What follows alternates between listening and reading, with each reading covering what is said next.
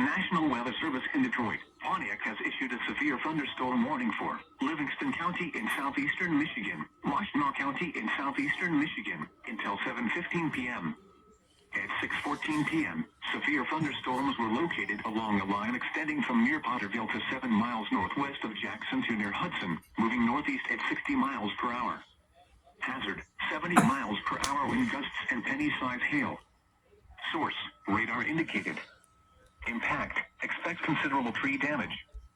Damage is likely to mobile homes, roofs, and outbuildings.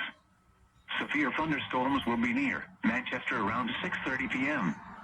Gregory and Chelsea around 6:35 p.m. Pinckney and Fowlerville around 6:40 p.m. Howell, Saline, and Dexter around 6:45 p.m. Brighton, Ann Arbor, Hamburg, Elk Grove, Whitmore Lake, and Pahokta around 6:50 p.m. Heartland, Dixboro, and Ypsilanti around 6:55 p.m. South Lyon around 7 p.m. Salem around 7:05 p.m.